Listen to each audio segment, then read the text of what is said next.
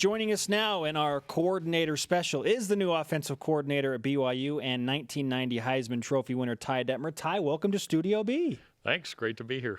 Is it really great to be here? It's great to be in Provo.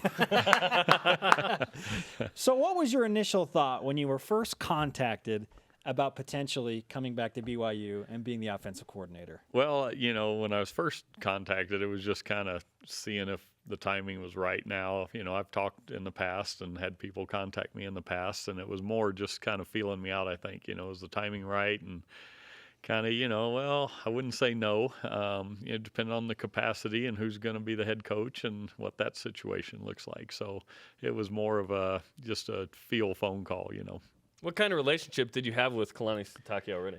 I knew of Kalani. I knew he had played here and heard a lot of good things about him, especially, as a defensive coordinator and things. But I really hadn't really talked to him much. And so we talked, before he was announced as the head coach, and kind of felt like we needed to at least get to know each other a little bit here and not have a prearranged marriage, kind of thing. I wanted him to want me, and not everybody else want me here, and he's stuck with me. So, we talked quite a few times and got to know each other and just felt really comfortable with him and the vision he was bringing.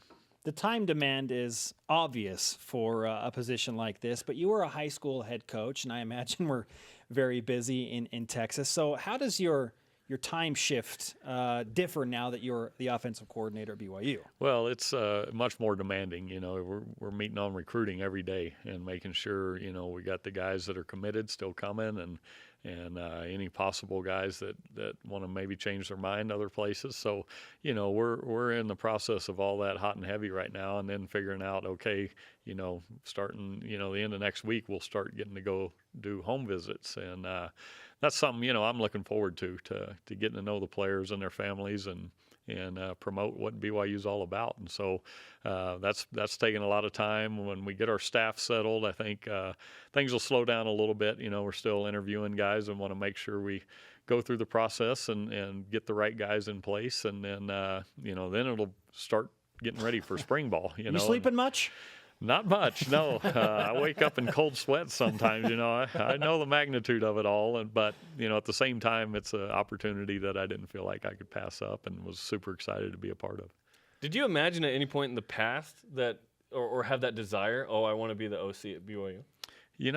I kind of always left the door open, I never closed the door. I was really enjoying what I was doing at St. Andrews, but it comes a point where you feel like, okay, it's kind of now or never. And if you're going to, go throw your hat in the ring, now's the time. And, felt like, with family situation and where my daughters are at, that this was a good time for us to make that move and the right people in place and just excited all the way around.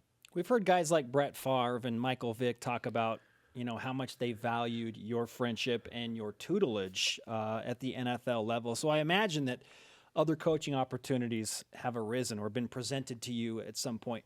How many different opportunities did you have to go coach the collegiate ranks or even in the pro ranks before BYU? Well, my agent that represented me when I was playing, he represents coaches, and he's always, every year he calls, "Are you ready to go? Are you ready to go? I got some places that be great for you, and would love to have you." And things like that. But nobody really ever offered me a job or said, "Hey, this is yours if you want it." I never really ever went out searching for things either. I just was content and enjoying having a little time, not playing football and just enjoying the family time and all the other activities I wanted to do. But so, I don't know how many opportunities really were there, but, there were a couple opportunities where, Southern Virginia came and they wanted me to be the head coach at one point.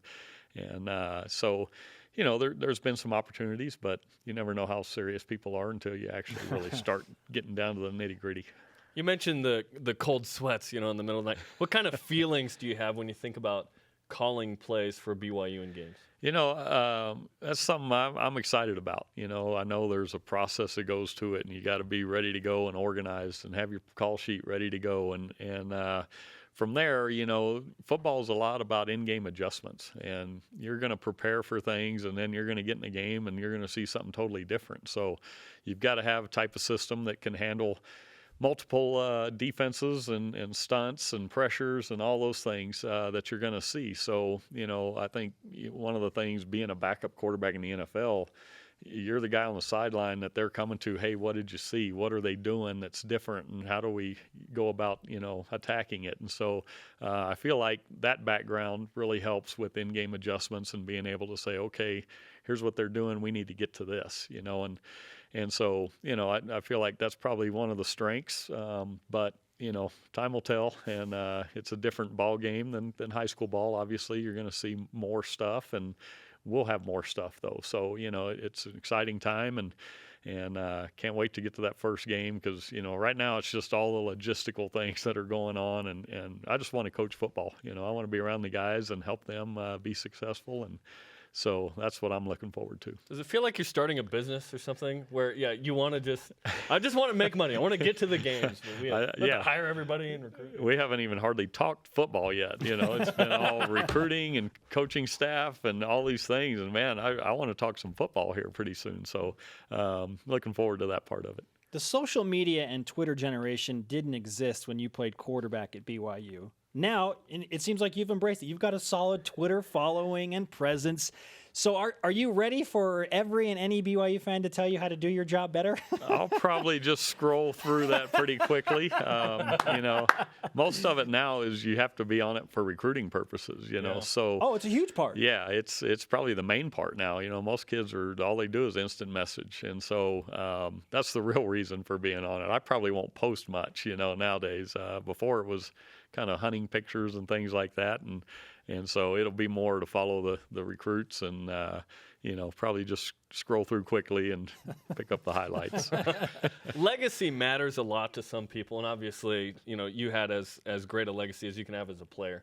As a coach, maybe that's different. Maybe it mixes. Did that play a role in any way in coming here or not? Yeah, it was something I thought long and hard about. It's nice to have a place to come back to where people like you, and people are happy to see you in town. And may not be that way after the season, but I've kind of weighed all those options and knew that the fans here are great, and obviously, everybody's going to have an opinion on what should have been called or what should have been done. But, I think I'll always have, the people, that enjoyed me as a player still enjoy the things we did as a player. And so, that part of it, you can sit there and rest on your laurels and just kind of, ride it out into the sunset and never really push yourself. And this was something that I feel like is going to challenge me and push me and help me be a better person, a better father, better husband, and something that I felt like needed to happen.